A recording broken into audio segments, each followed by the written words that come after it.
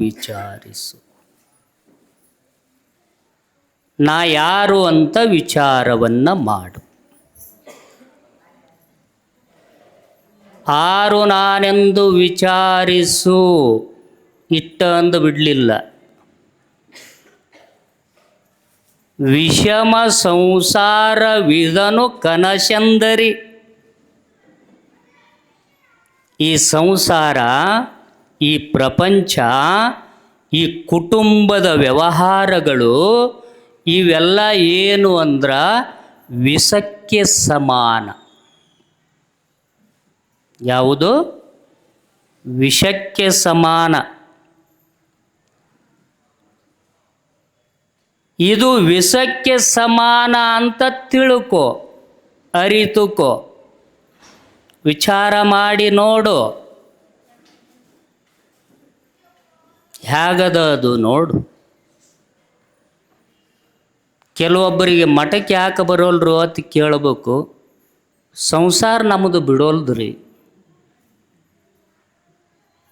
ಸಂಸಾರ ಇವ್ರನ್ನು ಬಿಟ್ಟಿಲ್ಲೋ ಏನು ಇವ ಅದನ್ನು ಬಿಟ್ಟಿಲ್ಲೋ. ಹೌದಲ್ಲ? ಅವ ಯಾವನೋ ಕತ್ತಲ್ದಾಗ ಹೋಗಾಗ ಹಿಂಗೆ ಹಗ್ಗಕ್ಕೆ ಕೈ ಹಾಕಿದ್ನತ್ತ, ಹಾವು ನಾನು ಹಿಡ್ದದಂತಿದ್ನಂತ.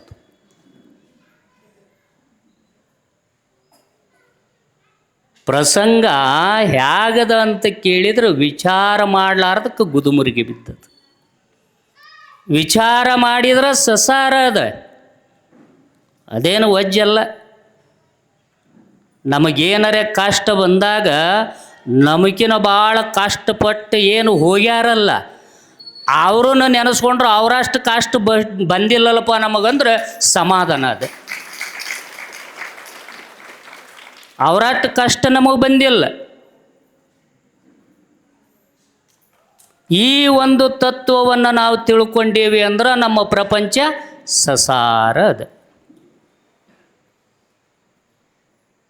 ಏನು ಮಾಡೋದು? ಕೋಟಿಗಟ್ಟಲೆ ಆಸ್ತಿ ಮಾಡಿಟ್ಟು ತಿನ್ನಾಕ ಬರ್ತದ, ಉಣ್ಣಾಕ ಬರ್ತದೆ. ಬದುಕೋದಕ್ಕೆ ಎಷ್ಟು ಬೇಕೋ ಅಷ್ಟು ಸಾಕು. ಬೇಕು ಅಂದವನೇ ಬಡವ, ಸಾಕು ಅಂದವನೇ ಸಿರಿವಂತ.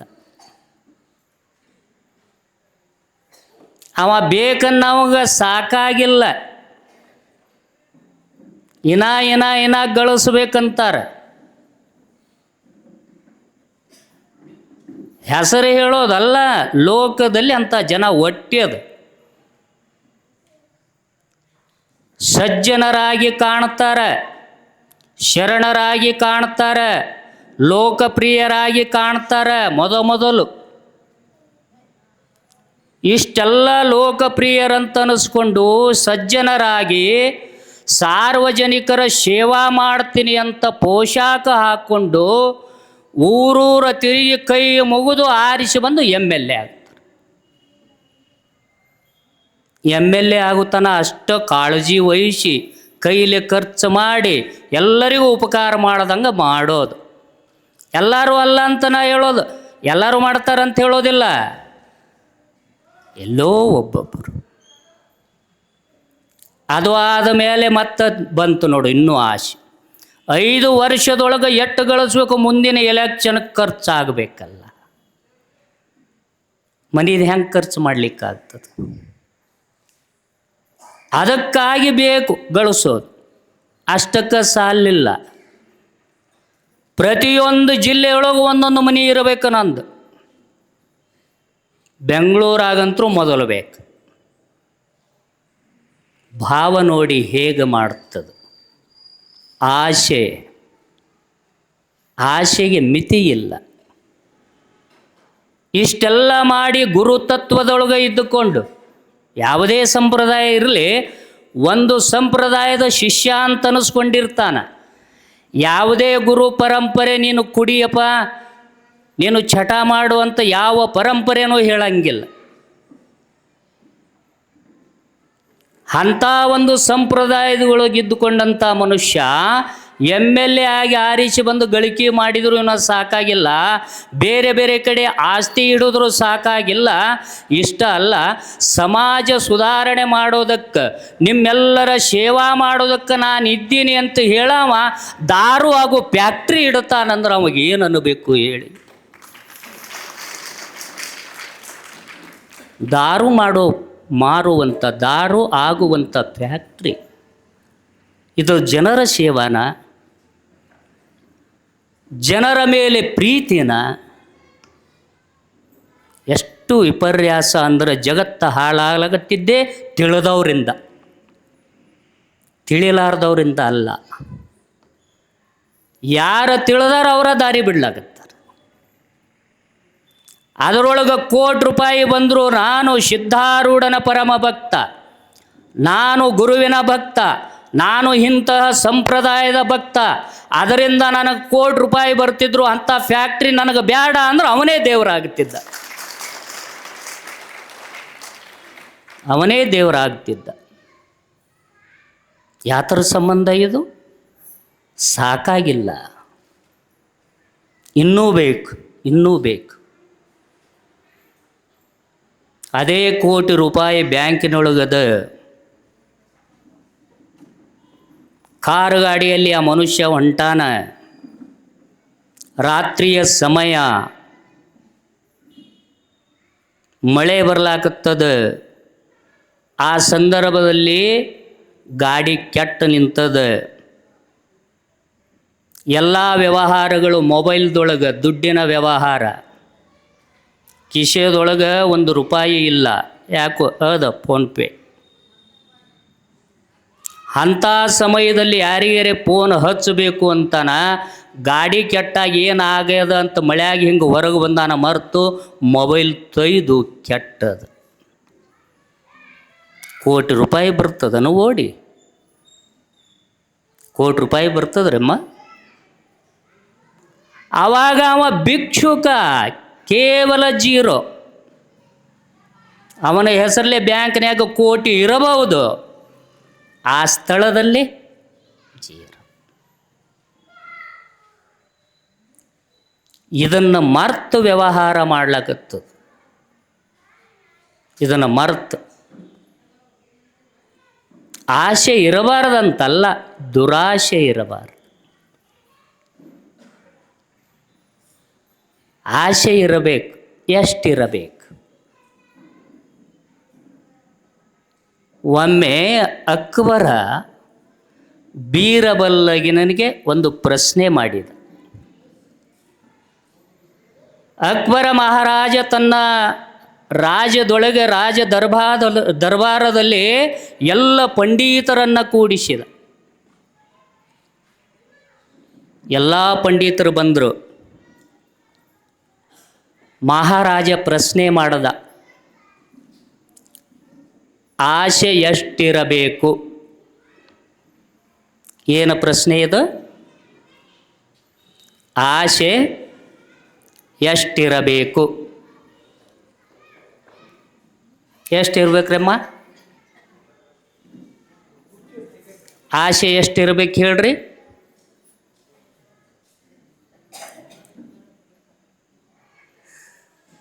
ಆಸೆ ಎಷ್ಟಿರ್ಬೇಕು? ಮಹಾರಾಜಿಗೆ ಗೊತ್ತಿದ್ದಿದ್ದಿಲ್ಲ, ಬೀರ್ಬಲನ ಕೇಳ್ದ. ಆಸೆ ಎಷ್ಟಿರಬೇಕು? ಪಂಡಿತರ ಮೊದಲು ಕೇಳ್ದ, ಯಾರು ನಮಗೆ ಗೊತ್ತಿಲ್ಲರಿ ಅಂದರು. ಎಲ್ಲರೂ ಹೇಳಿದರು ನಮಗೇನು ಗೊತ್ತಿಲ್ಲರಿ. ಬೀರ್ಬಲನ ಕರೆದ, ಕೊನೆಗೆ ಅವಲ್ಲ, ಏನಪ್ಪ ಬೀರ್ಬಲ ನೀ ಹೇಳೋ ಆಸೆ ಎಷ್ಟಿರಬೇಕು? ಎದ್ದು ನಿಂತ, ಕೈ ಮುಗಿದ, ಮಹಾರಾಜ ನಾಳೆ ಉತ್ತರ ಕೊಡುತ್ತೆ. ಯಾಕೋ ಇವತ್ತು ಹೇಳಿದ್ರೆ ಅರ್ಥ ಆಗಲ್ಲ, ನಾಳೆ ಹೇಳಿದ್ರೆ ಅರ್ಥ ಆಗ್ತದೆ. ಭಾಳ ಜಾಣ ಬೀರಬಲ್ಲ. ನಾಳೆ ನಾನು ಹೇಳ್ತೀನಿ ಅಂದಾಗ ಆಯಿತು ಅಂದರು. ಸಭೆ ಮುರಿತು. ಮರುದಿನ ಬೆಳಗ್ಗೆ 10 ಗಂಟೆಗೆ ಸಭೆ ಸೇರಬೇಕು. ಬೀರ್ಬಲ್ ಉತ್ತರ ಹೇಳ್ತಾನೆ. ಬೆಳಗ್ಗೆ ಆಯಿತು, ಬೀರ್ಬಲ್ ಎದ್ದ, ಸ್ನಾನ ಪೂಜೆ ಮುಗಿಸ್ಕೊಂಡ, ಓಡೋಡಿ ಬಂದ. ಎಲ್ಲಿ? ಅರಮನೆಯ ಮುಂದೆ ಇರುವ ಒಬ್ಬ ಸೇವಕನ ಮನೆಗೆ. ಆ ಸೇವಕನ ಕಾಯಕ ಏನು ಅಂದ್ರೆ 9 ಗಂಟೆಗೆ ಮಹಾರಾಜನ ಪ್ರಸಾದ ಆಗ್ತಿತ್ತು, ಬೆಳಗಿನ ಪ್ರಸಾದ.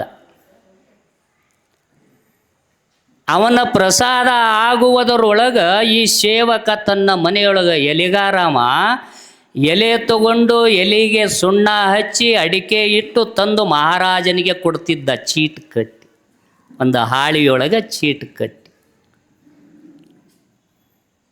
ಬೀರಬಲ್ಲ ಅವನು ಮನೆಗೆ ಓಡಿ ಬಂದ. ಮಹಾರಾಜರಿಗೆ ತಾಂಬೂಲ ಕೊಟ್ಟು ಕಳಿಸಿ ಅನ್ನೋ, ತಾಂಬೂಲ ಅದರ ಹೆಸರು, ನಿಮಗೆ ಅರ್ಥ ಆಗಲಿ ಅಂತ ಅದು ಎಲೆ ತಾಂಬೂಲ ಕಳಿಸಿ ಏನಪ್ಪ ಮಹಾರಾಜರಿಗೆ. ಇನ್ನೂ ಇಲ್ಲ. ಹಂಗಾದ್ರೆ ಇವತ್ತು ನಾನು ಕಟ್ತೀನಿ ತಾಂಬೂಲ. ಬೀರಬಲ್ಲ 2 ಎಲೆಗಳನ್ನು ತಗೊಂಡ, ಅರ್ಧ ಅಡಿಕೆ ಬೆಟ್ಟದೊಟ್ಟು ಸುಣ್ಣ ಹಚ್ಚಿದ, ಒಂದಿಟ ಅಡಿಕೆ ಹಾಕದ, ಅದನ್ನು ಕಟ್ಟಿ ಚೀಟ್ ಕಟ್ಟಿ ಒಯ್ದು ಮಹಾರಾಜರಿಗೆ ಕೊಡು. ಮರಾಯ, ಇಂಥ ತಾಂಬೂಲ ನಾನು ಒಯ್ದು ಕೊಟ್ಟರೆ ಅವರು ನೋಡಿಬಿಟ್ರೆ ನನ್ನ ರುಂಡನೇ ತೆಗಿತಾರ ಮಹಾರಾಜರು. ನಾವಲ್ಲಿಪ್ಪ ಅಂದ. ಇಲ್ಲ, ನೀನು ಧೈರ್ಯವಾಗಿ ಹೋಗು, ಕೊಡು. ಅವ್ರಿಗೆ ಗೊತ್ತಾಗಿ ಸಿಟ್ಟು ಬಂತಿಲ್ಲೋ, ಇವತ್ತು ನಾನು ಕಟ್ಟಿಲ್ಲ ಬೀರಬಲ್ಲ ಕಟ್ಟ್ಯಾನ ಅಂತ ನನ್ನ ಹೆಸರು ಹೇಳು, ನನ್ನ ಹೆಸರು ಹೇಳು.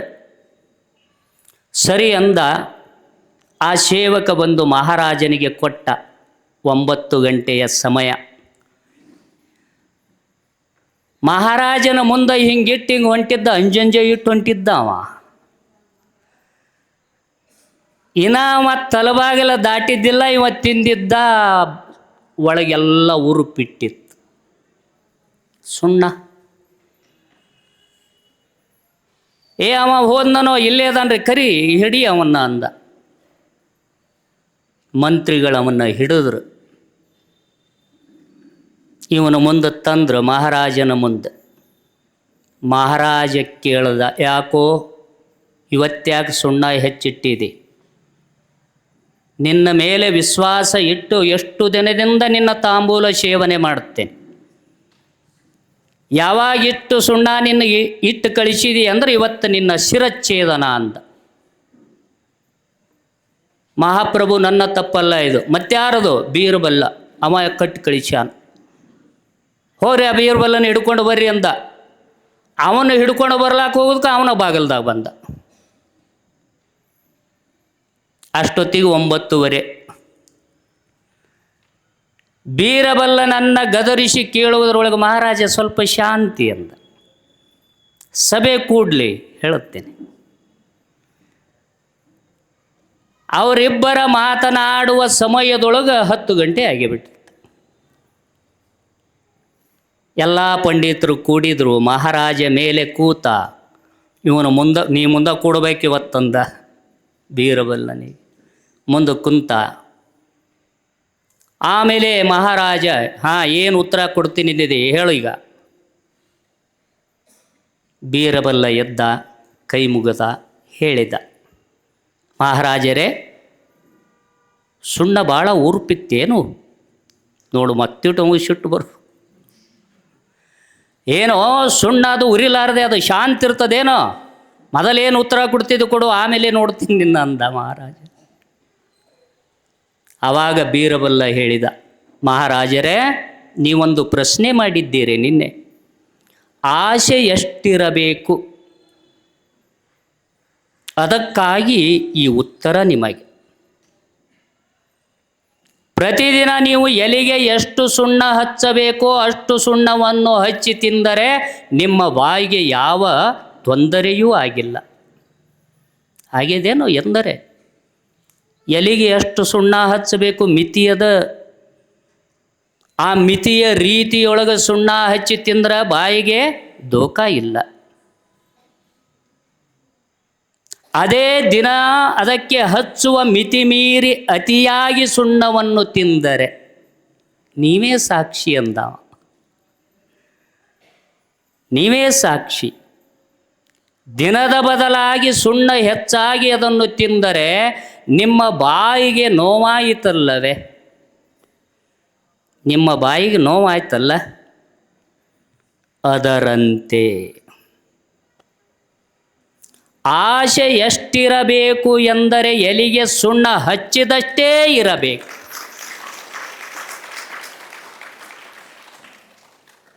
ಆಸೆ ಇರಬಾರದಂತಲ್ಲ, ಎಲಿಗೆ ಸುಣ್ಣ ಹಚ್ಚಿದಷ್ಟೇ ಆಸೆ ಇರಬೇಕೇ ವಿನಃ ಅತಿಯಾಯಿತೆಂದರೆ ಇದು ದುರಾಶೆಯಾಗುತ್ತದೆ.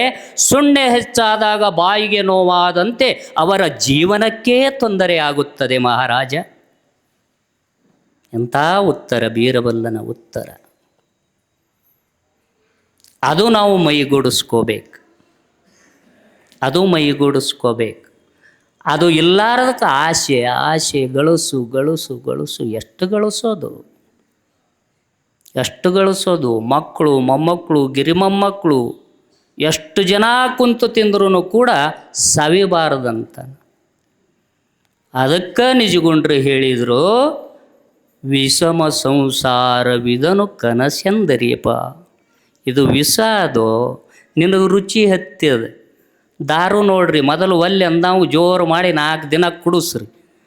ಕುಡಿಸೋರು ಹಂಗೆ ಮಾಡ್ತಾರೆ. 4 ದಿನ ಏನು ಮಾಡ್ತಾರೆ, 4 ಜನ 4 ದಿನ ತಮ್ಮ ಕೈಲಿ ಕುಡಿಸ್ತಾರೆ. ಇವಾಗ ನೀ ರೊಕ್ಕ ಕೊಡಬೇಡ, ಸುಂಬ 4 ದಿನ ಆಯ್ತಂದ್ರೆ 5ನೇ ದಿನಕ್ಕೆ ಇವನು ಕರ್ಕೊಂಡೋಗಿ ಕೊಡೋದು, ರೊಕ್ಕ ಕೊಡ್ಬಾ ಅಂತಾರೆ ಅವರು. ಮುಂದೆ ಇವು ಚಲೋ ಆಯ್ತು, ಮಕ್ಕಳ್ರೆ ನೀವು ರೊಕ್ಕ ಕೊಡ್ಲಿಕ್ಕಂದ್ರೆ ನಾನು ಬಲ್ಲಿ ಇಲ್ಲನು ಅಂತಾನೆ ಇವನೇ ಹೊಕ್ಕನಿದ್ದಾಳೆ. ವಿಷಮ ಸಂಸಾರ ರುಚಿ ಅನ್ನಿಸ್ತದೆ, ಮುಂದೆ ಅದು ಬಾಧಾ ಕೊಡ್ತದಂತ ಗೊತ್ತಾಗಂಗಿಲ್ಲ. ಅವಾಗ ಅದು ರುಚಿ ಅನ್ನಿಸ್ತದೆ. ಹಂಗೆ ಇದು ಆಸೆನೂ ರುಚಿ ಅನ್ನಿಸ್ತದೆ, ಪ್ರಪಂಚನೂ ರುಚಿ ಅನ್ನಿಸ್ತದೆ. ಆದರೆ ಇದು ಶಾಶ್ವತ ಅಲ್ಲ. ಶಾಶ್ವತವಾಗಿರುವಂಥ ಸುಖ, ಶಾಶ್ವತವಾಗಿರುವಂಥ ಆನಂದ ಎಲ್ಲಾದರೂ ಇದ್ರೆ ಅದು ಇಂತಹ ಸತ್ಸಂಗಗಳಲ್ಲಿ ಸಿಗೋದಕ್ಕೆ ಸಾಧ್ಯ. ಇದು ಯಾವತ್ತೂ ಇರುವಂಥದ್ದು ಶಾಶ್ವತ ಸುಖ. ಅಂಥ ಸುಖವನ್ನು ಜಗತ್ತಿಗೆ ತೋರಿಸುವುದಕ್ಕೋಸ್ಕರ ಅಂತಹ ಅದ್ವೈತವನ್ನು ಸಾರಿ ಸಾರಿ ಕನ್ನಡ ನಾಡಿಗೆ ಎಲ್ಲ ಇಡೀ ಭಾರತ ದೇಶಕ್ಕೆ ತಿಳಿಸುವುದಕ್ಕೋಸ್ಕರ ಸಾಕ್ಷಾತ್ ಪರಮಾತ್ಮನೇ ದೇವಮಲ್ಲಮ್ಮನ ಉದರದಲ್ಲಿ ಜನ್ಮ ತಾಳಿ ಬಂದು ಸಿದ್ಧನಾಗಿ ನಿಂತಿದ್ದಾನೆ. ಸಿದ್ಧನಾಗಿ ನಿಂತಿದ್ದಾನೆ. ನಾಮಕರಣ ಸಿದ್ಧಾಂತ ಮಾಡಿದರೆ ನಾಮಕರಣವಾಯಿತು. ಸಿದ್ಧನಾಗಿ ಬಾಲಕಾನಿಸಿಕೊಂಡ. ದಿನದಿಂದ ದಿನಕ್ಕೆ ಬೆಳವಣಿಗೆ. ಬಿದಿಗೆಯ ಚಂದ್ರನಂತೆ ಬೆಳವಣಿಗೆ ಆಯಿತು. 1 ವರ್ಷ 2 ವರ್ಷ ವೀರಭದ್ರ ಸ್ವಾಮಿಗಳು ಮನೆಯಲ್ಲಿ ಪ್ರವಚನ ಹೇಳುವಾಗ ತಂದೆ ತಾಯಿಯರು ಎದುರುಗಡೆ ಕೂತಾಗ ಅಲ್ಲಿರುವಂಥ ಊರೊಳಗಿನ 8-10 ಜನರು ಬಂದು ಕೂಡುತ್ತಿದ್ದರು. ಇವನ ತಂದೆ ತಾಯಿಗಳು ಮುಂದುಗಡೆ ಕೂಡೋರು. ಆ ಸಂದರ್ಭದಲ್ಲಿ ಬಚ್ಚಬಾಯಿ ತೆಗೆದು ನಕ್ಕಂಗೆ ಮಾಡ್ಕೋತ ಅವ್ರ ಅವ್ವನ ಗಲ್ಲ ಒಮ್ಮೆ ಮುಟ್ಟೋದು, ಕೈ ಒಮ್ಮೆ ಎಳಗಾಡಿಸೋದು, ಇವ ಯಾರವ್ವ ಅನ್ನೋದು ತೊದಲು ಮಾತಾಡುವಾಗ ಅಟ್ಟು ಮಾತಾಡ್ಕೋತ ಬಂದು ತಾಯಿ ತೊಡಿ ಮ್ಯಾಗ ಕೂತು ತಾನೂ ಪ್ರವಚನ ಕೇಳ್ತಿದ್ದ. ದಾನ್ಲಿ ಮಾಡಿ ಅಲ್ಲ, ಶಾಂತದೊಳಗೆ ಕೂತು ಪ್ರವಚನ ಕೇಳಮ್ಮ. ಹಿಂಗೆ ವರ್ಷ 2 ವರ್ಷ ಗತಿಸ್ತು. 3 ವರ್ಷದ ಮಗು ಆದ. ಸ್ವಲ್ಪ ಮಾತಾಡೋದು ಅಂದ್ರೆ 3 ವರ್ಷದವ್ರು ಮಾತಾಡ್ತಾರೆ, ಸ್ವಲ್ಪ ತಿಳುವಳಿಕೆ ಬರ್ಲಾಕತ್ತಿತ್ತು. ಅಂಥದ್ರೊಳಗೆ ಒಂದು ದಿನ ವೀರಭದ್ರ ಸ್ವಾಮಿಗಳು ಪ್ರವಚನ ಹೇಳ್ಕೋತ ಏನು ಹೇಳ್ತಾರಂದ್ರೆ, ಯಪ್ಪ, ಈ ಭೂತಗಳಿಂದ ತಯಾರಾಗಿರುವಂಥ ಈ ದೇಹ ಒಂದು ದಿನ ನಾಶ ಆಗ್ತದೆ. ಇದು ನಶ್ವರ ಕಾಯದ. ಇದು ಅಷ್ಟೇ ಅಲ್ರಿಪ್ಪ, ಈ ಭೂಮಿ, ನೀರು, ಬೆಂಕಿ, ಗಾಳಿ, ಆಕಾಶ ಅನ್ನುವಂಥ ಪಂಚಮಹಾಭೂತಗಳು ಕೂಡ ಒಂದು ದಿನ ನಾಶ ಆಗಿ ಹೋಗ್ತಾವು. ಅಂಥದ್ರೊಳಗೆ ಈ ದೇಹ ಕರೆ ಹೆಂಗಾಗ್ತದ್ರು ಅಂತ ಅಂದುಬಿಟ್ರು. ಯಾರು ಹೇಳಿದರು ಇದನ್ನು?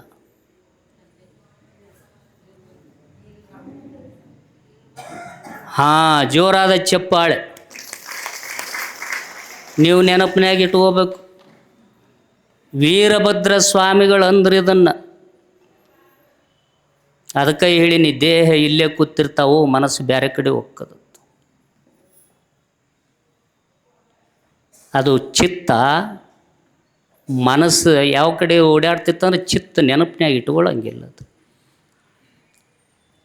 ವೀರಭದ್ರ ಸ್ವಾಮಿಗಳು ಹಿಂಗೆ ಹೇಳುವಾಗ ತಾಯಿಯ ತೊಡೆಯ ಮೇಲೆ ಕುಳಿತು ಕೇಳುವಂಥ ಸಿದ್ಧ ಬಾಲಕ ತಟ್ಟನೆ ಎದ್ದು ನಿಲ್ಲುತ್ತಾನ. 3 ವರ್ಷದ ಮಗು ತಟ್ಟನೆ ಎದ್ದು ನಿಂತ, ಕೈ ಮುಗಿದ ಗುರುಗಳು ಅಂದ ವೀರಭದ್ರ ಸ್ವಾಮಿಗಳಿಗೆ. ಗುರುಗಳು, ಏನಪ್ಪ ಸಿದ್ಧ, ಯಾಕೋ ಏನು ಹೇಳು ಅಂದರು. ಗುರುಗಳ, ಭೂಮಿ ನಾಶ ಆಗ್ತದನ್ರಿ, ನಾನು ಒಪ್ಪಗೋತೀನಿ. ನೀರು ನಿಂತು ಹೋಗ್ತದ, ಅದು ಕರಗಿ ಹೋಗ್ತದನ್ರಿ, ನಾನು ಒಪ್ಪಗೋತೀನಿ. ಬೆಂಕಿನೂ ಕೂಡ ಆರಿ ಹೋಗ್ತದ, ಅದು ಬೂದಿಯಾಗಿ ಹೋಗ್ತದನ್ರಿ, ಒಪ್ಪಗೋತೀನಿ. ಗಾಳಿನೂ ಕೂಡ ಒಂದು ದಿನ ನಿಂತು ಹೋಗ್ತದನ್ರಿ, ಅದನ್ನೂ ಒಪ್ಪಗೋತೀನಿ. ಗುರುಗಳೇ, ಈ 4 ಭೂತಗಳಿಗೆ ಅವಕಾಶ ಮಾಡಿಕೊಟ್ಟಿರುವಂಥ ಈ ಬಯಲನ್ನುವಂಥ ಆಕಾಶ ಹೆಂಗಲಯ ಆಗ್ತದ ಹೇಳ್ರಿ ಗುರುಗಳೇ ಅಂತಾನಲ್ಲ. ಈ ಆಕಾಶ ಹೆಂಗ ಬರಿ ಆಗ್ತದ? ಇದು ಮುಚ್ಚುತ್ತದೋ ತೆಗಿತದೋ, ಎಲ್ಲಿಯಾದರೂ ಓಡಿ ಹೋಗುತ್ತದ ಗುರುಗಳೇ? ಎಂಥ ಪ್ರಶ್ನೆ, ಸಿದ್ಧ ಬಾಲಕನ ಪ್ರಶ್ನೆ. ಗುರುಗಳು ಬೆಮತರು ಎದ್ದು ನಿಲ್ಲುತ್ತಾರೆ. ಹಿರಿಯರಾಗಿರತಕ್ಕಂಥ ವೀರಭದ್ರ ಸ್ವಾಮಿಗಳು ಕೈ ಮುಗಿದು ಸಿದ್ಧನಿಗೆ ಬಾಗುತ್ತಾರೆ. ಸಿದ್ಧ, ನೀನು ಕೇಳುವ ಪ್ರಶ್ನೆಗೆ ಉತ್ತರವ ಹೇಳುವ ಯೋಗ್ಯತೆ ನನಗಿಲ್ಲ ಕಂದ. ಅಷ್ಟು ಜ್ಞಾನಿ ಅಲ್ಲಪ್ಪ ನಾನು. ಈ 5 ಭೂತಗಳು ಲಯ ಆಗ್ತಾವು ಅನ್ನೋದಷ್ಟೇ ನನಗೆ ಗೊತ್ತಾ, ಆದ್ರೆ ಅದು ಆಗ್ತದೋ ಇಲ್ಲೋ ಅಂತ ಹೇಳುವಂಥ ಸಾಮರ್ಥ್ಯ ನನಗಿಲ್ಲ. ಈ ನಿನ್ನ ಪ್ರಶ್ನೆಗೆ ನೀನು ಉತ್ತರವನ್ನು ಕಂಡುಕೋಬೇಕಾದ್ರೆ ಅಂತಹ ಗುರುಗಳನ್ನು ಹುಡುಕಿ ನೀನೇ ಉತ್ತರವನ್ನು ಕಂಡುಕೊಳ್ಳಬೇಕು. ಆವಾಗ ಸಿದ್ಧ ಅಂದ, ಗುರುಗಳ, ಅಂಥ ಗುರುಗಳು ಸಿಗಬೇಕಾದ್ರೆ ನನಗೆ ಅನುಗ್ರಹ ಮಾಡಬೇಕು, ನೀವ ನನಗೆ ಲಿಂಗ ದೀಕ್ಷೆ ಕೊಡಬೇಕು ಅಂದ. ಮರುದಿನ ಬೆಳಗ್ಗೆ ವೀರಭದ್ರ ಸ್ವಾಮಿಗಳು ಸಿದ್ಧನನ್ನು ಕರೆಸಿ ಸ್ನಾನ ಪೂಜಾದಿಗಳನ್ನು ಮಾಡಿಸಿ ಶುಭ್ರ ಬಟ್ಟೆಗಳನ್ನು ಹಾಕಿ ಎದುರುಗಡೆ ಕುಳ್ಳಿರಿಸಿಕೊಂಡು ಕಿವಿಯಲ್ಲಿ ಪ್ರಣವ ಮಂತ್ರವನ್ನು ಉಸುರಿ ಆತನ ಕೊರಳಿಗೆ ಲಿಂಗವನ್ನು ಹಾಕ್ತಾರೆ ವೀರಭದ್ರ ಸ್ವಾಮಿಗಳು. ಲಿಂಗ ಹಾಕಿಕೊಂಡ ಸಿದ್ಧ ದಿನಾಲು ಕೂಡ ತಾಯಿ ತಂದೆಯರ ಜೊತೆ ಬಹಳ ಪ್ರೀತಿಯಿಂದ ಇರುವಂಥ ಬಾಲಕ, ಬಹಳ ಚೇಷ್ಟೆಯೊಳಗೆ ಇರುವಂಥ ಬಾಲಕ. ಒಮ್ಮೆ ಅಳುಸಾವ, ಒಮ್ಮೆ ನಗಸಾವ. ಯಾಕರೆ ಹುಟ್ಟ್ಯಾನೋ ಇವ ನನ್ನ ಹೊಟ್ಟ್ಯಾಗ ಅನ್ನುವಂಗೆ ಅಳುಸಾವ. ಒಮ್ಮೆಮ್ಮೆ ನಗಿಸಿದ ಅಂದ್ರೆ ಪರಮಾತ್ಮನೇ ನನ್ನ ಹೊಟ್ಟ್ಯಾಗ ಹುಟ್ಟಿವನಲ್ಲ, ಎಷ್ಟು ವಿದ್ಯಾ ಇವಾಗ ಅಂತನ್ನವರು. ಅಂಥ ಭಾವ ಸಿದ್ಧನ ಭಾವ. ಹೆಂಗೆ ದಿನದಿಂದ ದಿನಕ್ಕೆ ಬೆಳಕೋತ ಬರುವುದರೊಳಗೆ ಹಂಗೆ 4 ವರ್ಷ ಆಯಿತು. 4 ವರ್ಷ ಆದಾಗ ಹುಡುಗರ ಜೊತೆ ಆಟ ಆಡೋ ಸಂದರ್ಭದೊಳಗೆ ಇವನ ಜೊತೆ 4-5 ಜನ ಹುಡುಗರು ಆಡ್ತಿದ್ದವು. ವಾರಿಗೆ ಹುಡುಗರು. ಆ 4-5 ಜನ ಹುಡುಗರನ್ನು ಕರೆದುಕೊಂಡು ಊರು ಹೊರಗೆ ಕೆರೆ ದಂಡೆ ಮೇಲೆ ಒಂದು ಗಿಡ, ಆ ಗಿಡದ ನೆಳ್ಳಿಗೆ ಆಡೋನು ಬರ್ರಿ ಅಂತ ಕರ್ಕೊಂಡು ಅದ. ಅಲ್ಲಿ ಆಡ್ಲಾಕ್ಕೆ ಹೋದರು. ಆಡ್ಲಾಕ್ಕೆ ಹೋಗೋದಕ್ಕೆ ಇವ್ರದ್ದು ಎಮ್ಮೆ ಅಲ್ಲಿ ಮಕ್ಕೊಂಡಿತ್ತು. ದೇವಮಲ್ಲಮ್ಮನ ಎಮ್ಮೆ ಮಲ್ಕೊಂಡಿತ್ತು. ಇವ ಸಿದ್ಧ ಏನಂದ, ಇವತ್ತು ಆನೆ ಆಟ ಆಡೋನ್ರೆ ಅಂದ. ಯಾಕೆ ಓದಲ್ಲ, ಬರ್ರಿ ಹಂಗಾರ ಇಲ್ಲಿ ಆನೆ ಮಕ್ಕೊಂಡದ, ಇದನ್ನು ಎಬ್ಬಿಸ್ತೀನಿ, ಇದರ ಮೇಲೆ ನಾನು ಕೂಡ್ತೀನಿ, ನೀವು ವಾದ್ಯಗಳನ್ನು ಮಾಡ್ತಾ ನನ್ನ ಮೆರೆಸ್ರಿ. ಆಯಿತು ಅಂದರು. ಆ ಮಲ್ಕೊಂಡಂಥ ಎಮ್ಮೆ ಚಪ್ಪರಿಸಿ ಎಬ್ಸಿದ್ರು. ಎದ್ದು ನಿಂತು ಸಿದ್ಧ ಬಾಲಕ ಅದರ ಮೇಲೆ ಜಿಗದು ತೆಳಗೆ ಒಬ್ಬ ಹುಡುಗನ ನಿಂದರ್ಸಿ ಅವನ ಮೇಲೆ ಕಾಲು ಕೊಟ್ಟು ಜಿಗದ ಅದ್ರ ಮ್ಯಾಗ ಹತ್ತಿ ಕೂತು. ಆವಾಗ ಹೊಡ್ರು ಎಮ್ಮೆ ಮುಂದೆ ಹೋಗ್ಲಿದ, ಇದು ಆನೆ, ಇದು ಈಗ ನನ್ನ ಆನೆ ಮೇಲೆ ನಾನು ಕೂತಿದ್ದೀನಿ, ಮೆರಸರಿ ಹೊಡ್ರಿ ಅಂದ್ರು. ಹಿಂದೆ ಬಂದು 2 ಹುಡುಗರು ಬಡಿಗೆ ತೊಗೊಂಡು ಬಡೋದ್ರು, ಮುಂದೆ ಹೆಜ್ಜೆ ಇಡೋದ್ಲ. ಅದು ಇವ ಸಿದ್ಧ ಬಾಲಕ ನಡಿ ಓ ಮುಂದೆ ನಡಿ, ನನ್ನ ಮೆರವಣಿಗೆ ಅಕ್ಕದ ನಡಿ ಅಂತಾನ ಮುಂದೆ ಹೋಗೋದು. ಇವು ಹುಡುಗರು ಬಾಯಲ್ಲಿ ಶಬ್ದಗಳನ್ನು ಮಾಡ್ತಾ, ಹಲವಾರು ಶಬ್ದಗಳನ್ನು ಮಾಡ್ತಾ, ಇವೇ ನಗಾರಿ ಜಾಂಗಟೆಯ ಶಬ್ದ ಅಂತ ತಿಳ್ಕೊಂಡು ಒಂದಿಬ್ಬರು ಹುಡುಗರು ಚೀರಾಡ್ತಿದ್ರು. ಇವ್ರು ಎಷ್ಟು ಪ್ರಯತ್ನ ಮಾಡಿದರೂ ಎಮ್ಮೆ ಮುಂದೆ ಹೋಗಲಿಲ್ಲ. ಸಿದ್ಧನಿಗೆ ಸಿಟ್ಟು ಬಂತು.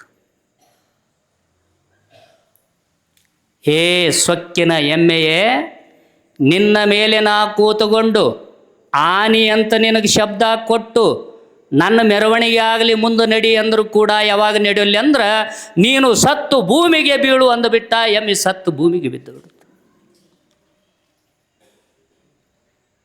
ಎಮ್ಮೆ ಸತ್ತು ಬಿತ್ತು. ಓಡಿ ಹೋಗಿ ಹೇಳಿದರು ಮಲ್ಲಮ್ಮನಿಗೆ, ನಿನ್ನ ಮಗ ಶಾಪ ಹಾಕಿದ ಕೂಡಲೇ ನಿಮ್ಮ ಎಮ್ಮೆ ಸತ್ತು ಹೋತವ. ಬಡತನದ ಪ್ರಸಂಗದೊಳಗೆ ಇದ್ದೊಂದು ಎಮ್ಮೆ ಸತ್ತಲ್ಲ ಅಂತ ಸಂಕಟ ಆತು. ಓಡಿ ಬಂದ್ಲು ಆ ತಾಯಿ. ಇದನ್ನು ಕೇಳಿದವ್ರು ಓಣ್ಯನವ್ರು ಅವರು ಓಡಿ ಬಂದ್ರು. ಇವ ಏನೂ ಮಾಡ್ಲಾರ್ದಂಗೆ ಗಿಡದ ಬಡ್ಡಿ ಹೋಗಿ ಸುಮ್ಮನೆ ಕುಂತಿದ್ದ. ದೇವಮಲ್ಲಮ್ಮ ಬಂದು ತ್ರಾಸು ತಗೊಂಡ್ಲು, ಎದಿ ಬಡುಕುತ್ತಾಳ. ಏನೋ ಯಾಕರೆ ಹುಟ್ಟಿದೆವು ನನ್ನ ಹೊಟ್ಟೆಯೊಳಗೆ, ಇದ್ದ ಒಂದು ಎಮ್ಮಿನ ಕೊಂದು ಹಾಕಿಬಿಟ್ಟಿಯಲ್ಲೋ. ಎಮ್ಮೆ ಏನು ಮಾಡಿತ್ತೋ ನಿನಗೆ? ಪ್ರಪಂಚದ ಸಂಕಟ ನಿನಗೇನು ಗೊತ್ತೋ? ಆ ಎಮ್ಮೆಯನ್ನು ನಾನು ಎಷ್ಟು ಪ್ರೀತಿಯಿಂದ ಜ್ವಾಕಿ ಮಾಡಿದ್ದೆ ಗೊತ್ತೇನೋ ನಿನಗೆ? ನನ್ನ ಹೊಟ್ಟೆ ಉರಿಸೋದಕ್ಕಾಗಿ ಯಾಕರೆ ಹುಟ್ಟಿ ಬಂದಿದ್ಯೋ ನೀನು ಅಂತ ಬೇಯ್ತಿದ್ಲು. ಇವ ಸುಮ್ಮನೆ ಕೂತಿದ್ದ. ಮತ್ತಿಟ್ಟು ತಾಯಿ ಅಳುವುದನ್ನು ನೋಡಿ ಅವಾಗ ಎದ್ದು ತಾಯಿಯ ಸಮೀಪಕ್ಕೆ ಬಂದವ. ಎಮ್ಮೆ ಸತ್ರ ನಿನಗೆ ಅಟ್ಟು ನೋವಾಗ್ತದೇನು? ಇದೇನು ಚಂದ ಕೇಳ್ತೀಯೋ? ಎಮ್ಮೆ ಸತ್ರ ಸಂಕಟ ಆಗಲಾರ್ದೆ ಇನ್ನೇನಾಗ್ತದೋ ಹುಚ್ಚ? ಕೊಂದು ಬಿಟ್ಟೆಲೋ ನನ್ನ ಎಮ್ಮೆಯನ್ನ ಅಂತನ್ನುವಾಗ ಸಿದ್ಧ ಬಾಲಕ ಅಂತಾನ ತಾಯಿಗೆ, ಯವ್ವ ನಿನಗೆ ಎಮ್ಮೆ ಮ್ಯಾಲೆ ಅಷ್ಟು ಪ್ರೀತಿ ಇರೋದಾದ್ರೆ, ನಿನಗೆ ನಿನ್ನ ಎಮ್ಮೆ ಬೇಕಾಗಿತ್ತು ಅಂದ್ರೆ ಇಷ್ಟ್ಯಾಗ ತ್ರಾಸು ತಗೋತೀವ? ನಿನಗೆ ಎಮ್ಮೆ ಬೇಕಲ್ಲ, ನಿನ್ನ ಎಮ್ಮೆ ನಿನಗೆ ಸಿಗುತ್ತದ ತಗೋ. ಇನ್ನೇನು ಸಿಗುತ್ತದೋ? ಸತ್ತ ಎಮ್ಮೆ. ಸತ್ತು ಕಾಲ ಶಟಿಸಿ ಮಲ್ಕೊಂಡದ ಬಿದ್ದದ. ಅಂತಾದ್ರೊಳಗೆ ನಿನ್ನ ಎಮ್ಮೆ ನೀ ತಗೋ ಅಂತೀಯಲ್ಲೋ ಹುಚ್ಚ?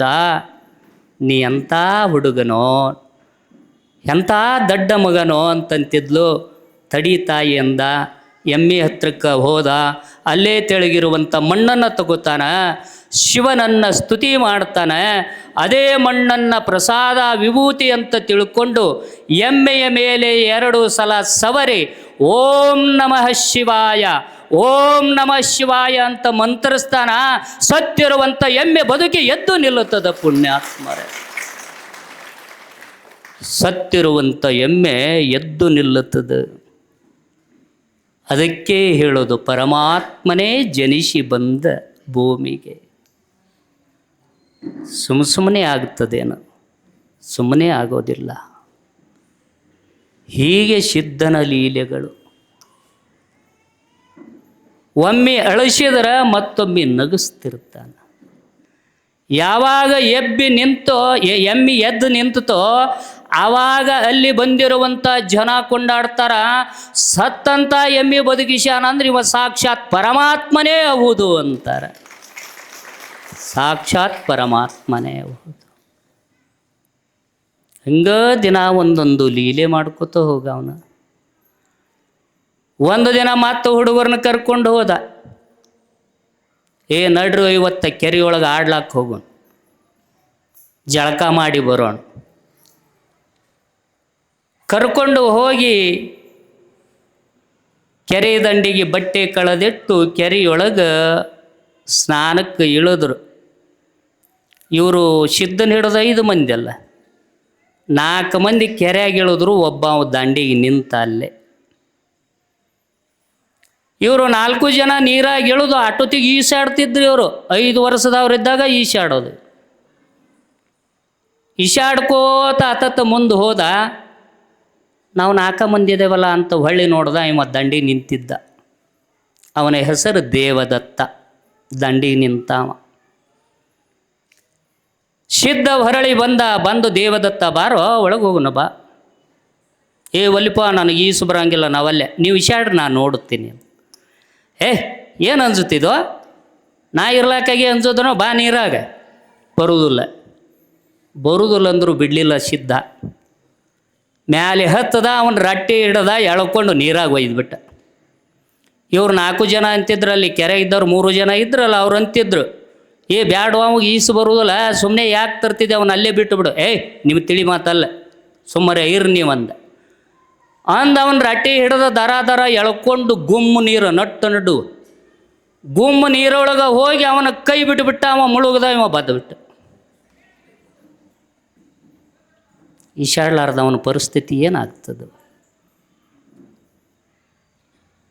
ಮುಳುಗದ, ಅವ ಹೇಳಲೇ ಇಲ್ಲ. ಇವು 3 ಜನ ಏನು ಬೇರೆದವ್ರು ಇದ್ರು, ಅವರು ಗದ ನಡಗಲಾಕತ್ರು. ದಂಡಿಗೆ ಬಂದರು. ಹಂಗೆ ಒಬ್ಬ ಬಟ್ಟೆ ಹಾಕೊಳ್ಳೋದು ಓಡೋಡಿ ಹೋಗಿ ಆ ಹುಡುಗನ ತಾಯಿಗೆ ಸುದ್ದಿ ಮುಟ್ಟಿಸಿದ್ರು. ಸಿದ್ಧ ದೇವದತ್ತನ ಕೈ ಹಿಡಿದು ಎಳ್ಕೊಂಡು ಹೋಗಿ ನೀರಾಗ ಮುಳುಗಿಸಿ ಕೊಂದು ಬಿಟ್ಟ. ಈ ಸುದ್ದಿ ಕೇಳಿ ಎಲ್ಲ ಊರನ್ನವರು ಓಡಿ ಬಂದರು. ಆ ದೇವದತ್ತನ ತಾಯಿ ಬಂದ್ಲು, ದಂಡಿಗೆ ನಿಂತು ಹೋರಾಡಿ ಎಳ್ಳಾಕತ್ಲ. ಮಗ ಸತ್ರ ಎಷ್ಟು ಸಂಕಟ ಆಗ್ತದಲ್ಲ. ಇದ್ದೊಬ್ಬ ಮಗ ಮತ್ತು ಆಕಿಗೂ. ಆ ತಾಯಿ ನೋವು ಭಾಳ ಆಯಿತು, ಒಳ್ಳಾಕತ್ಲು. ನನ್ನ ಮಗ ನಿನಗೇನು ಮಾಡಿದ್ನೋ, ನೀ ಎಂಥ ಮನುಷ್ಯನೋ ನೀನು. ಬಾಯಿಗೆ ಏನು ಬರ್ತದನ್ನು ಬೇಯ್ತಿದ್ಲು. ಮಗ ಸತ್ತ ಸಂಕಟ. ಬಾಯಿಗೆ ಏನು ಬರ್ತದ ಬೇಗಳಗಳನ್ನು ಬೇದು ಸಿದ್ಧನಿಗೆ ಶಪಿಸ್ತಿದ್ಲು. ನಿನಗೆ ಚಲೋ ಅಂತಾರಲ್ಲೋ, ನೀನು ಪರಮಾತ್ಮ ಅಂತಾರಲ್ಲೋ, ಅಂತಾವ ನೀನು ನನ್ನ ಮಗನ ಕೊಂದಿಟ್ಟೆಲ್ಲೋ. ಇದ್ದೊಬ್ಬ ಮಗನನ್ನು ಕಳ್ಕೊಂಡು ನಾನಿನ್ನೆಲ್ಲಿ ಬದುಕಲಿ. ದೇವಮಲ್ಲಮ್ಮ ಬಂದ್ಲು, ತಂದೆಯಾದ ಗುರುಶಾಂತಪ್ಪ ಬಂದ. ಅವರು ಬಂದು, ಖರೇನೋ ನೀನ ಮುನುಗಿಸ್ಯನೋ, ನೀನ ಕೊಂದೇನೋ, ಮಗನ ಮ್ಯಾಲೆ ನಿಮಿತ್ತ ಬರ್ತದಂದ ತಂದೆ ತಾಯಿಗೂ ತ್ರಾಸಾಗೋದಿಲ್ಲ. ಅವ್ರು ಎಷ್ಟು ಕೇಳಿದ್ರು ಕೂಡ ಇವ ಎಂತನ ದೇವದತ್ತ ಭಾಳ ಭಯದೊಳಗಿದ್ದ. ಈಗ ಆರಾಮದನ, ಸುಮ್ಮಿರ್ರಿ ಅಂದ.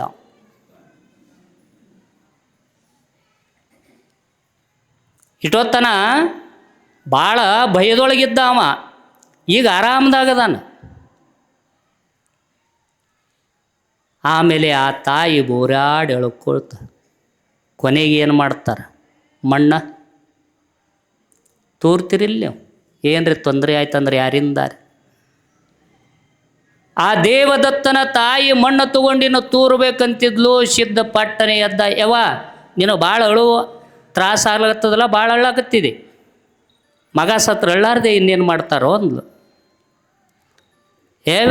ಅಳಬೇಡ ಬಿಡು, ನಿನ್ನ ಮಗ ಭಾಳ ಆರಾಮದಾಗದಾನೀಗ, ನೀವು ಹುಚ್ಚದಿ. ಅವ ಆರಾಮದಾಗದಾನ, ಸತ್ತಿಂದ ಆರಾಮದಾಗಿರ್ತಾನಂತೀಯಲ್ಲೋ ನೀನೆಂತವನು. ಆವಾಗ ಸಿದ್ಧ ಹೇಳ್ತಾನೆ, ಯವ್ವ ನಿನ್ನ ಮಗನ ಮೇಲೆ ಅಷ್ಟು ಮಮಕಾರ ಇದ್ರೆ ನಿನ್ನ ಮಗನ ಹೆಸರಿಡೋದು ಕರಿಯವ್ವ.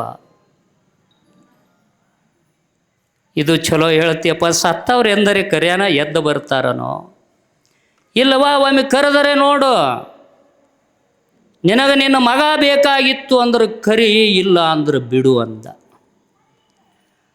ಆವಾಗ ದೇವದತ್ತನ ತಾಯಿ ಕರ್ಯಾಂಗೆ ಕರಿಯೋಣ ನೋಡೋಣ ಅಂತ ತಿಳ್ಕೊಂಡು ಕೆರೆ ಕಡೆ ಕೈ ಮುಗಿದು ಕೇಳುತ್ತಾಳ, ಹೇ ಮಗನೇ, ಇದ್ದೊಬ್ಬ ಮಗನೇ, ನನ್ನ ಮಗನೇ ದೇವದತ್ತ, ಎದ್ದು ಬಾರೋ ಅಂತಂದ್ಲು. ಮುಳುಗಿರುವಂಥ ಮಗು ಎದ್ದು ಇಶಾಡ್ಕೊತ ದಂಡಿಗೆ ಬರ್ತದೆ. ಪುಣ್ಯ ಇಶಾಡ್ಕೊತ ದಂಡಿಗೆ ಬರ್ತದೆ. ಇಂತಹ ಲೀಲೆಗಳನ್ನು ಮಾಡಿರುವಂಥ ಸಿದ್ಧ ಬಾಲಕ. ಅಲ್ಲಿದ್ದವರೆಲ್ಲರೂ ಬಂದು ಸಿದ್ದಪ್ಪ ಕಾಲಿಗೆ ಬೀಳಕ್ಕೆ ಬಂದರು. ಬಾಲವದನದಿಂದ ಅವರಿಗೆ ಒಂದು ಥರ ಮಜಾ ಮಾಡ್ದಂಗೆ ಮಾಡಿ ತಪ್ಪಿಸ್ಕೊಂಡು ಓಡಿ ಹೋಗಿಬಿಟ್ಟ ಸಿದ್ಧ, ಓಡಿ ಹೋಗಿಬಿಟ್ಟ. ಇಂತಹ ಸಿದ್ಧ ಬಾಲಕ. ಆತ ಮಾಡಿರುವಂಥ ಲೀಲೆಗಳು ಅನೇಕಾನೇಕ. ಒಂದಲ್ಲ ಎರಡಲ್ಲ. ಒಂದು ದಿನ ಅದೇ ಹುಡುಗರನ್ನ ಕರ್ಕೊಂಡು ನೇರಲ ಹಣ್ಣಿನ ಗಿಡಕ್ಕೆ ಹೋದ. ನೀರ್ಲ ಹಣ್ಣಿನ ಗಿಡ ರೀ. ಆ ನೇರಲ ಹಣ್ಣಿನ ಗಿಡಕ್ಕೆ ಹೋದ. ಆ ಗಿಡಕ್ಕೆ ಹೋದಾಗ ಈ ಹುಡುಗರು ಏನು ಮಾಡ್ಲಕತ್ತು, ಸಿದ್ದಪ್ಪನ ಬಿಟ್ಟರು. ಅವು ಬೇರೆ ಕಡೆ ಎಲ್ಲೆಲ್ಲಿ ಚಲೋ ಬಿದ್ದಾವ ಅವನ್ನ ಆರಿಸ್ಕೊಳಕ್ಕೆ ಓಡಾಡಕತ್ರು. ಇವ ಸಿದ್ದಂದ ಈಶ್ವರನಾಗಿರುವಂಥ ನನ್ನನ್ನು ಮರೆತು ಇವ್ರು ಓಡಾಡಕತ್ತಾರ, ಸ್ವಲ್ಪ ಇವ್ರ ನೆದರ್ ನನ್ನ ಕಡೆ ತರಬೇಕನ್ನಿಸ್ತು. 2 ಹಣ್ಣು ತಗೊಂಡ ಅವನ ಕೈ ಏನು ಸ್ಪರ್ಶ ಆಯ್ತು ಅದೇ ಹಣ್ಣು ಒಗೆದ ಕೂಡಲೇ ಅಲ್ಲಿ ನೇರಲ ಹಣ್ಣಿನ ಕುಟ್ರೆ ಆಯ್ತು. ತಾಜಾ ಹಣ್ಣು. ಗಿಡದಾಗ ಸಹಿತ ಅಷ್ಟು ತಾಜಾ ಇರಲಿಕ್ಕಿಲ್ಲ, ಅಷ್ಟು ಮಿಣುಪ. ಏನೀಗ ಕುಟ್ರಿ ಅವ್ರಿಗೆ ಒಬ್ಬ ಕಾಣಿಸ್ತು. ಅಲ್ಲಿ ನೋಡ್ರು ಎಷ್ಟು ಕುಟ್ರಿ ಅದು ಬರ್ರಿ ಅಂತ ಎಲ್ಲರೂ ಇಲ್ಲಿಗೆ ಬಂದರು. ಅವನು ಮುಟ್ಟಬೇಡ್ರಿ ಅಂದ ಸಿದ್ಧ. ಯಾಕೋ ಅಂದ್ರೆ ಚಲೋ ಆಯ್ಕೊಳಕ್ಕೆ ಹೋಗಿರಲ್ಲ, ಅಲ್ಲಿ ಆಯ್ಕೊಂಡು ತಿನ್ರಿ, ಇವ ಬೇಕಂದು ನಿಮಗೆ. ನೀವು ಹೋಗಾಗಿತ್ತನ ಇದು ಇಲ್ಲ, ಮತ್ತು ಯಾರು ಮಾಡ್ಯಾರ ಅನ್ನೋದು ಖಬರಿಲ್ಲಾರ್ದೆ ತೊಗೊಳಕತ್ತೀರಲ್ಲ. ನಮಗೆ ಗೊತ್ತಾಗಲಿಲ್ಲೋ ಸಿದ್ಧ. ಹೌದು, ನಾವು ಬಂದಾಗ ಇಲ್ಲಿ ಇದ್ದಿದ್ದಿಲ್ಲ, ಇದು ಹಂಗಾಯ್ತು ಅಂದರು. ನಿಮಗೆ ಆ ಹಣ್ಣು ಸಾಕಾಗೋದಿಲ್ಲ ಅಂತೇಳಿ ನಾನು ತಯಾರು ಮಾಡೀನಿರಿಪ್ಪ, ತಿನ್ರಿ ಅಂದ. ತಿಂದು ಹಣ್ಣುಗಳನ್ನು ಕಟ್ಕೋಬೇಕಂತಿದ್ರು, ಅವು ಮಾಯ ಆಗಿಬಿಟ್ಟು. ಆವಾಗ ಸಿದ್ದಂದ ಜಗತ್ತಿನೊಳಗೆ ಹಿಂಗೆ ನೋಡ್ರಿಪ್ಪ, ಯಾವ ಪುಣ್ಯಾತ್ಮ ಗಿಡ ನೆಟ್ಟಾನ, ಯಾವ ಗಿಡ ನಮಗೆ ಹಣ್ಣು ಕೊಟ್ಟದ ಅನ್ನೋದು ಅರಿವಿಲ್ಲದೆ, ಗಿಡದ ಋಣವನ್ನು ಮುಟ್ಟಿಸುವ ಭಾರ ಇಲ್ಲದೆ, ಅದು ಯಾವುದೋ ವಿಚಾರ ಮಾಡಲಾರ್ದೆ ಹಣ್ಣು ತಿಂದ್ರೆ ನಿಮಗೆ ಪುಣ್ಯ ಬರಂಗಿಲ್ರಿಪ್ಪ, ಅದು ಪಾಪ ಬರ್ತದೆ ಅಂತ ಹೇಳ್ತಾನೆ ಸಿದ್ಧ.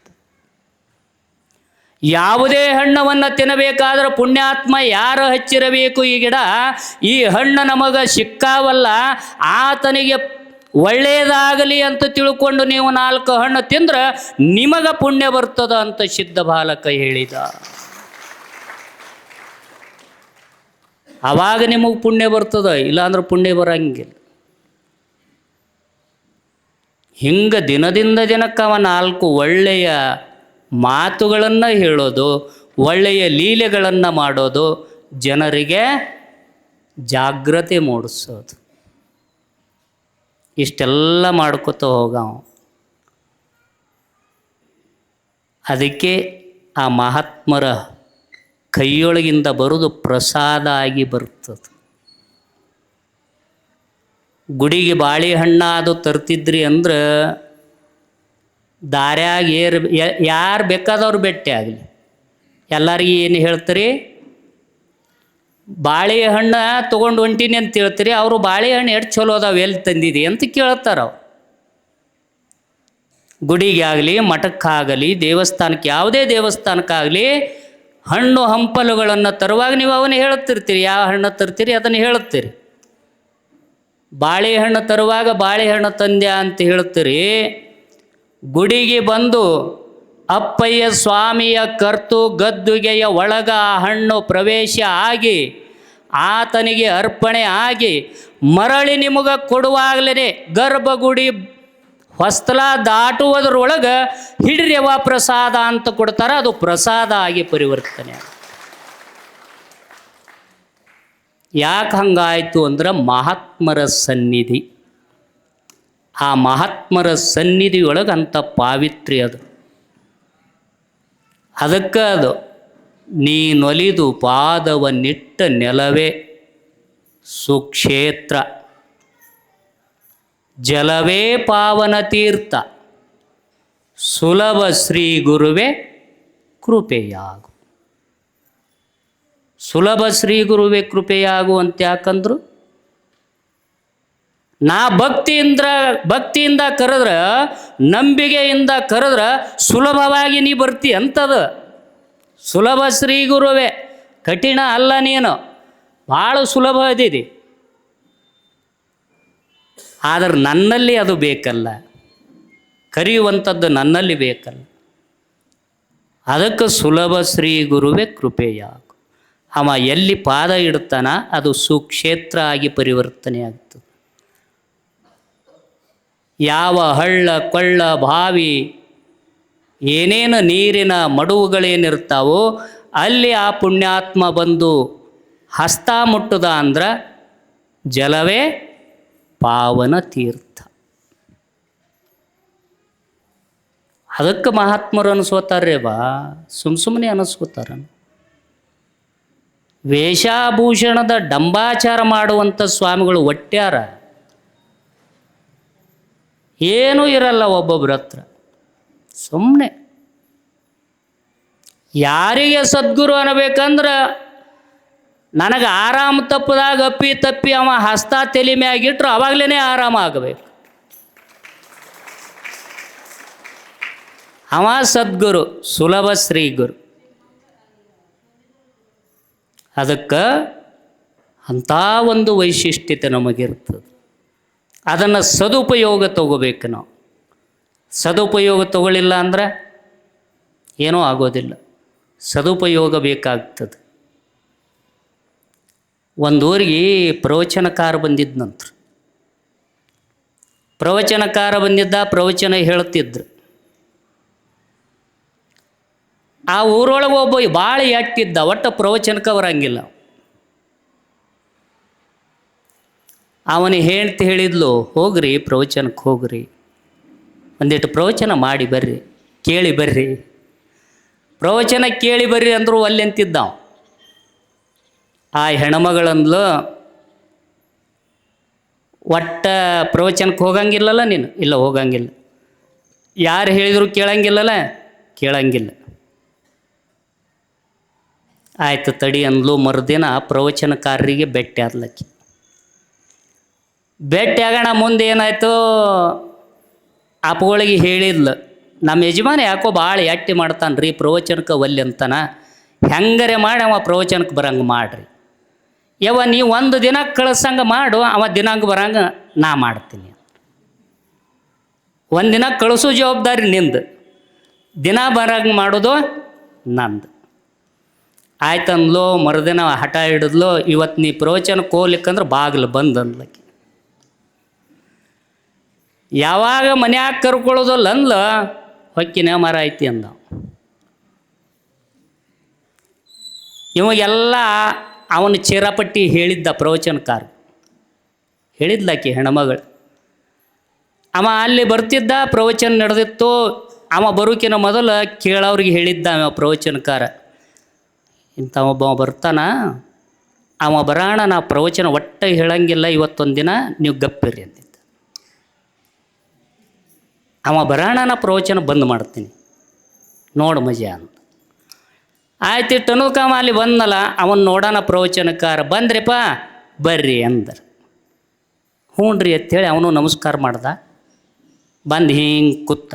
ಇದು ಬಂದ, ಬರ್ತಿದ್ದ, ಸಾವಕಾಶ ಕುರ್ಚಿದ ಮೇಲೆ ಕೂಡ್ತಿದ್ದ. ಕುಂತ್ರಿಪ್ಪ, ಕುಂಡ್ರಿ ಅಂದರು. ಹ್ಞೂ ರೀ ಅಂದ.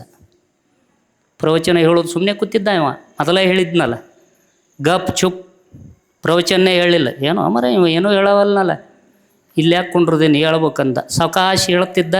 ಎದ್ರಿಪ್ಪ ಹೇಳ್ರಿ ಅಂದ. ಎದ್ದು ನಿಂತ ಒಂದೀಟ ಕಡಿ ಹಿಂಗೆ ನೋಡ್ದ. ಹೋಗ್ಬೇಕತ್ತಿ ಹಿಂಗೆ ಹೆಜ್ಜೆ ಇಡ್ತಿದ್ದ. ಹೊಂಟ್ರಿಪ್ಪ ನಡ್ರಿ ಅಂದ. ಹೊಂಟ್ರಿಪ್ಪ ಹೋಗ್ರಿ ಅಂದ. ದಡ ಹೋಗಿಬಿಟ್ಟ. ಹೋದ. ಹೆಣ್ತಿ ಅಂದ, ಏನ ಪ್ರವಚನಕಾರನಮ್ಮ, ಹೋಗಿ ನೀ ಬಂದ್ರ್ಯಾ ಬರ್ರಿ, ಕುಂಡ್ರಿ, ಎದ್ರ್ಯಾ ಹೇಳ್ರಿ, ಹೊಂಟ್ರ್ಯಾ ಹೋಗ್ರಿ. ಇದು ಪುರಾಣ ಅಂತಾರ, ಪ್ರವಚನ ಅಂತಾರ. ಅವಂದು ತಲೆ ಕೆಟ್ಟದ, ನಿಂದು ತಲೆ ಕೆಟ್ಟದಂದ. ಊಟ ಮಾಡ್ದ, ಮಕ್ಕೊಂಡ. 12:30 ಆಗಿತ್ತು. ಕನಸು ಬಿತ್ತು ನೋಡ್ರಿ. 12:30ಗೆ ಕನಸು ಬಿತ್ತು. ಅದೇ ಟೈಮಕ್ಕೆ ಕಳ್ಳರು ಹಿಂದೆ ಗಾಡಿ ಹೊಡೆದು ತುಡುಗು ಮಾಡ್ಲಾಕ ಒಳಗೆ ಬರ್ಲಾಗತ್ತಿದ್ರು. ಟ್ರೆಜರ್ ಅನ್ನವ ಇವರು ಬಂಗಾರ ಅದು ಒಯ್ಲಾಕ. ಅವರು ಗಾಡಿ ಹೊಡೆದು ಅದನ್ನು ಪಳ್ಳ ಮಾಡಿ ಅದರಾಗ ಮುಖ ಸೇರಿಸಿ ಒಳಗೆ ಬರೋದಕ್ಕೆ ಇವ ಕನಸು ಬಿದ್ದಿತ್ತು ಬಡಬಡಿಸೋದಕ್ಕೆ. ಬಂದ್ರೆ ಬರ್ರಿ ಅಂದ.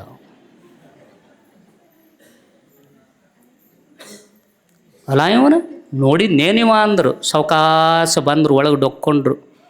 ಸಾವಕಾಶ ಬಂದು ಆ ಟ್ರಿಜರಿ ಬಳಿ ಸಾವಕಾಶ ಕೂಡುತ್ತಿದ್ರು. ಕುಂತ್ರೆ ಕುಂಡ್ರಿ ಅಂದ.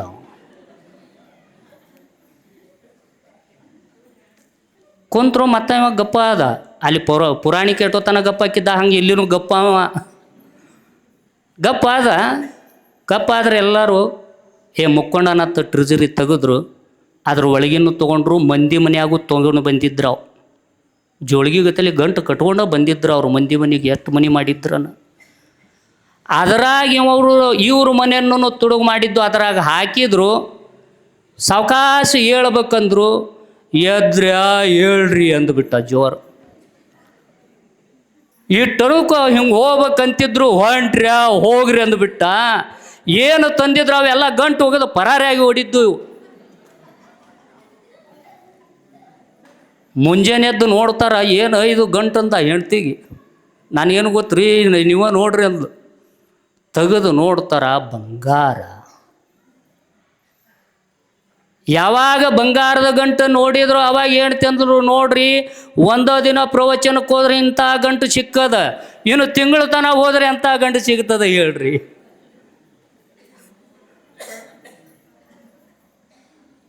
ಶೈ ಹತ್ತಿಲ್ಲ ಅವ. ಮರುದಿನ ಬಿಡಲಿಲ್ಲ. ಆಕೆ ಹೇಳೋದ ಬೇಡ, ಬಂದು ಕುಂತಿದ್ದ ಪ್ರವಚನಕ್ಕೆ. ಇಂಥ ಪ್ರಸಂಗಗಳು ಆಗುತ್ತಾವೆ.